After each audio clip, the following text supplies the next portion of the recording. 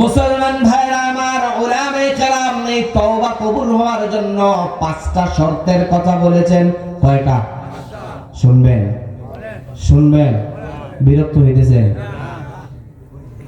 1 number শর্ত হলো, আপনাকে গুনাহ মুক্ত জীবন গড়ার জন্য তাওবাটা যেমন জরুরি, ঠিক তেমনি ভাবে গুনাহ করার পর তাওবাটা কবুল হওয়ার জন্য কিছু শর্ত আছে। 1 নাম্বার শর্ত হলো, আপনার আল্লাহর কাছে স্বীকারোক্তি দিতে হবে যে আল্লাহ, আমি এই গুনাহটা করেছি। অর্থাৎ আপনি যখন স্বীকারোক্তি দিবেন, তখন আপনার ভিতরে একটু অপরাধ বোধ কাজ করবে কি করবে না? এজন্য অপরাধ স্বীকার করে নেওয়া, এটাও অপরাধের একটা ভালো গুণ। চিল্লায় বলেন ঠিক কিনা? এজন্য আমাদের 1 নাম্বার কাজ হবে, গুনাহের জন্য আমাদেরকে কি করা? অনুতপ্ত হওয়া। সবাই বলেন কি করা? অনুতপ্ত হওয়া বা স্বীকারোক্তি দেওয়া। 2 নাম্বার শর্ত হলো, ওই গুনাহের ব্যাপারে আল্লাহর কাছে লজ্জিত হওয়া। তাওবা করার পর মনে মনে একটু অন্তত নিজেকে ছোট মনে করা। আপনি নিজেকে যদি আল্লাহর কাছে ছোট করে পেশ করতে পারেন, আপনার তাওবা যিনি কবুল করে নেবেন তিনি কে?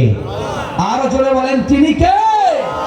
আল্লাহ তাআলা। তারপর পাপটাকে বন্ধ করে দেওয়া। আপনি গুনাহ করছেন, আবার তাওবাও করছেন, আবার পাশাপাশি আপনি ওই গুনাহটা কন্টিনিউ করে যাচ্ছেন, এটা গুনাহ মাফ হবে?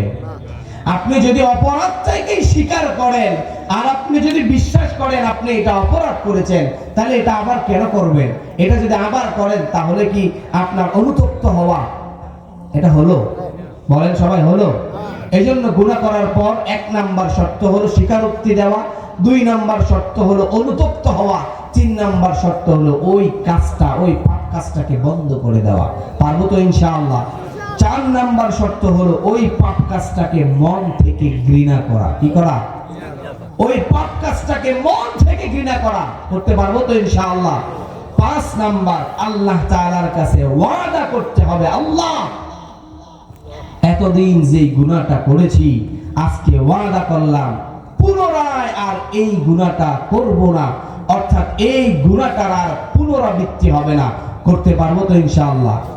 সবাই বলেন নাই পারবেন ইনশাআল্লাহ? আমার দিকে তাকান, মনোযোগ থাকতে হবে কথায়। পারবেন তো ইনশাআল্লাহ?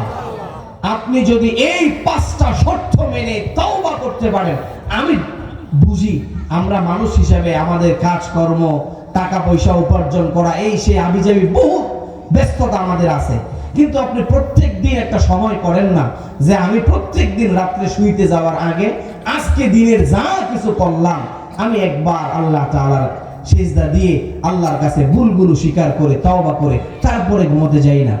এটা কি খুব কঠিন হবে? কি বলেন, খুব কঠিন হবে? কোনো কঠিন হবে না মুহতারাম হাজিরিন। এটা যদি করতে পারি, দেখবেন আল্লাহ তাআলা আপনার গুনার সংখ্যা আস্তে আস্তে কমিয়ে দিচ্ছে। আপনি যদি তওবা করতে পারেন, আস্তে আস্তে আপনার গুনাহটা কমিয়ে দিবে কে? আপনার যখন আস্তে আস্তে দিল পরিষ্কার হবে। এখন তো আমরা গুনাহ করতে করতে গুনাহের, আমি এখন প্রায় মাহফিলে এটা বলি, এখনকার জমানার সবচাইতে বড় গুনাহ হলো গুনাহকে গুনাহ মনে না করা। চিল্লায় বলেন ঠিক কিনা? আমরা গুনাহ করি কিন্তু এটাকে অপরাধী মনে করি না, এটা হলো আরো বড় গুনাহ। একজন মানুষ মদ খায়, সে ফাসেক, সে মদ খায়, সে গুনাহগার, কিন্তু তারপরও সে তওবা করলে জান্নাতে যাবে কি যাবে না? কিন্তু এখন মনে করেন এলাকার কোন মুরব্বী বা তার বাবাই তাকে শাসন করছে, পাশ থেকে এলাকার কোন মুরব্বী, আরে বাদ দাও যুবক মানুষ, একটু টুকটাক করি, এটা যদি বলে, তার ঈমান থাকবে? মদ খাওয়া হালাল না হারাম? ওই লোক মদ খাওয়ার পরেও সে, তার ঈমান আছে, আছে না নাই?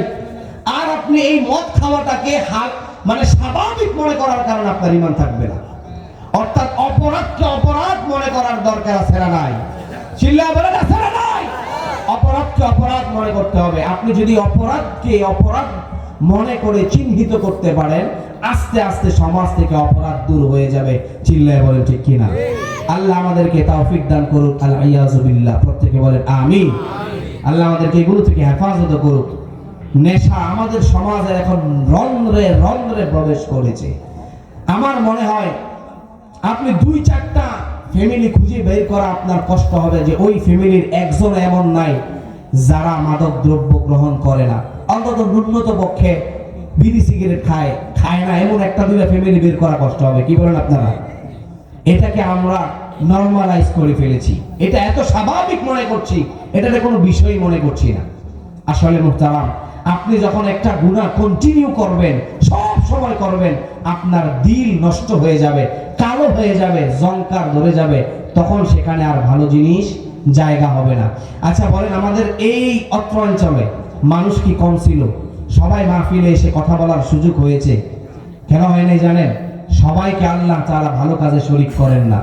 এটার অন্যতম কারণ হলো তার অপরাধের মাত্রা এত বেশি হয়েছে, সে ভালো কথা তার গায়ে সহ্য করাইতে পারে না, ভালো লাগে না, অস্থির হয়ে যায়।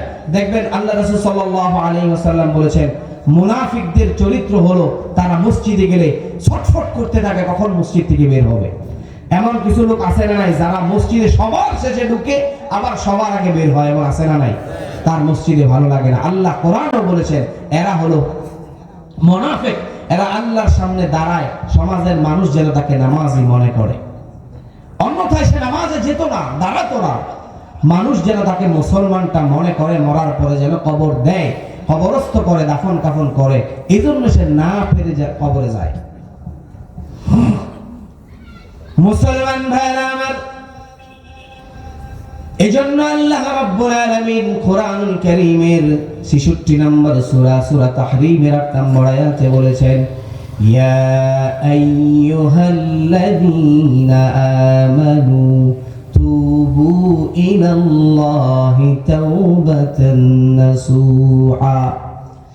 আল্লাহ তাআলা বলেছেন, তুমি যদি তওবা করার মতো তওবা করতে পারো, তাহলে গোটা সকল গুনাহগুলো যিনি ক্ষমা করে দিবেন তিনি কে?